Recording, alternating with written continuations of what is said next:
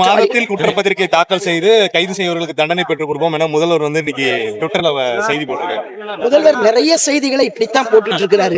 அது நீங்க எங்கள் அண்ணன் எடப்பாடியார் அவர்கள் தஞ்சாவூருக்கு போய் நெல்லு மண்டியில போய் அந்த கிடங்குல போய் நெல்லெல்லாம் பார்த்து அது முளைச்சிருக்குன்னு அவர் சொன்னதுக்கு பிறகு கூட ஆதாரத்தோட உங்க தொலைக்காட்சியில உங்க நிருபர்கள் கேட்டு அவங்க முன்னாடி பார்த்ததுக்கு பிறகும் கூட இல்ல எடப்பாடியார் பொய் சொல்றாரு அப்படின்னு சொல்றாருன்னா அப்புறம் அது பொய்ன்னு அவர் சொல்றவரு இதை பொய்ன்னு சொல்ல மாட்டாரா?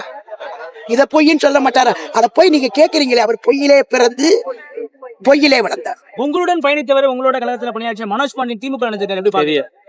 இதெல்லாம் ஒரு கேள்வின்னு கேக்குறீங்களே நீங்க. இது பெரிய கடலுங்க. அனைத்து இந்திய அண்ணா திமுகன்றது பெரிய கடல். அந்த கடல்ல பாத்தீங்கன்னா நீங்க சில அவர் எங்கள்கிட்ட இருந்தவர் உடன் அதுக்கு சொல்லிட்டு இருக்கிறேன் நானு. இதை நாங்க அப்பவே இந்த கடல்ல இருந்து பல விஷயங்களை சொல்லிட்டு போகும்போதே நாங்க கவலைப்படல. எங்கள் அண்ணன் எடப்பாடியார் அவர்கள் தூசி தட்ட மாதிரி போயிட்டே இருந்தாரு. நீங்க போய் இது ஒரு கேள்வி என்கிட்ட கேக்குறீங்க. நான் சொன்னா அதை போடுவீங்களா? கண்டிப்பா. பாதிக்கப்பட்ட அந்த மாணவி, கல்லூரியில படிக்கிற மாணவி, அதுவும் சென்னை கோவையிலே மிக முக்கியமான பகுதி, விமான நிலைய பகுதி. பல மாநிலங்கள் இல்ல வெளிநாட்டில இருந்து வரக்கூடிய விருந்தினர்கள்லாம் வரக்கூடிய இடம். அதுக்கு பக்கத்திலேயே ஒரு பெண் இந்த அளவுக்கு சீரழிக்கப்பட்டிருக்கிறாள் என்றால் உண்மையிலேயே வன்மையாக கண்டிக்கப்பட வேண்டும். உண்மை குற்றவாளிகள் கண்டுபிடித்து நடவடிக்கை, கடுமையான தண்டனை வழங்க வேண்டும் என்பதுதான் அண்ணன் எடப்பாடியார் அவர்களின் வேண்டுகோள்.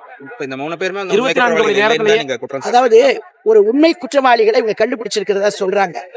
இன்னும் 4 பேர் பேலன்ஸ்ல இருக்கோம், தேடிட்டு இருக்கிறோம்னு சொல்றாங்க. இது தகவல், நீங்க சொன்ன தகவலை தான் நாங்க திருப்பி சொல்றோம். ஏன்னா எங்களுக்கு தெரியறதுக்கு வாய்ப்பு இல்லை. தொலைக்காட்சியிலையும் பத்திரிகையிலையும் வந்த செய்திகள் தான். 3 பேர்னா அந்த 3 பேரை எப்படி அடையாளம் கண்டுபிடிச்சிங்க? யார்? அந்த பொண்ணு மயக்க நிலையில இருக்கு. அந்த பாப்பா, பாதிக்கப்பட்ட பாப்பா மயக்க நிலையில இருக்கு. அதுக்கு இன்னும் யார் என்னன்றது அது சொல்ல முடியாத சூழ்நிலையில இருக்கு.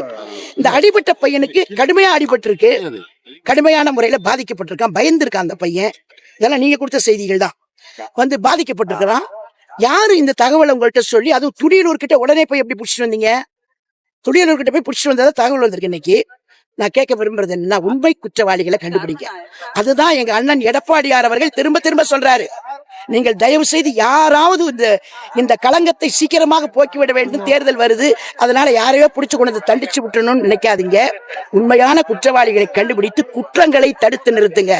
இததான் அண்ணன் எடப்பாடியாருடைய வேண்டுகோள். அவருடைய வேண்டுகோளை ஏற்றுத்தான் இன்றைக்கு கடுமையான ஆர்ப்பாட்டம்